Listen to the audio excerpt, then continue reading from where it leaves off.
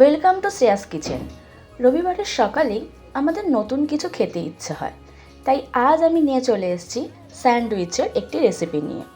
কিন্তু wait, sandwich শুনেই ভিডিওটা কেউ স্কিপ করে যেও না প্লিজ, পুরো কথাটা শোনো।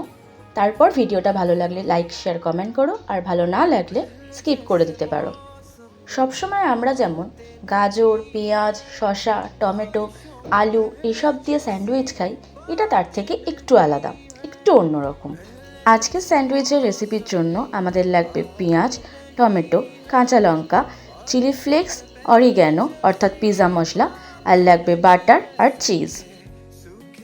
এরপর একে একে পেঁয়াজ, টমেটো, কাঁচা লঙ্কা কুচি করে নিতে হবে। এই সমস্ত সবজিগুলো কুচি করে নেওয়ার পর আমরা চিজটাকেও ভালোভাবে গ্রেট করে নেব, যাতে মিক্স করতে আমাদের সুবিধা হয়। এরপর আমরা স্যান্ডউইচের মিক্সচারটা তৈরি করার জন্য নিয়ে নেব কুচি করে রাখা পেঁয়াজ, টমেটো, কাঁচা লঙ্কা, চিলি ফ্লেক্স, অরিগ্যানো, আর নিয়ে নেব অল্প পরিমাণে গোলমরিচ গুঁড়ো, তার সাথে নেব গ্রেট করে রাখা চিজ। এই সব কটা জিনিস ভালোভাবে মিক্স করে নিয়ে আমরা আমাদের স্যান্ডউইচের মিক্সচার তৈরি করে নেব। এরপর পুরটা ভালো করে মিক্স হয়ে গেলে একটা পাউরুটির টুকরের উপর এই মিক্সটাকে অল্প পরিমাণে নিয়ে তার উপর একটা স্লাইস চিজ দিয়ে তারপর আরেকটা পাউরুটি চাপা দিয়ে তৈরি করে নেব আমাদের স্যান্ডউইচ। প্রত্যেকটা স্যান্ডউইচ এভাবে পুর ভরে তৈরি করে নেওয়ার পর আমরা হালকা বাটার দিয়ে একটুখানি সেঁকে নেব, যাতে টেস্টটা ভালো হয়, চিজটা গলে যায়, খেতে অসাধারণ লাগে।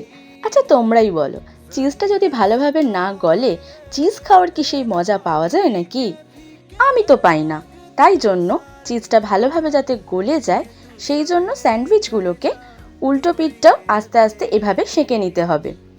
এভাবেই আমরা আমাদের সব কটা স্যান্ডউইচকে রেডি করে নেব। তোমরাই দেখো কত সুন্দর দেখতে হয়েছে, আর এভাবে স্যান্ডউইচ বানালে খেতেও লাগে অসাধারণ। তোমরাও বাড়িতে এভাবে স্যান্ডউইচ বানিয়ে কেমন লাগলো আমাকে কমেন্ট করো।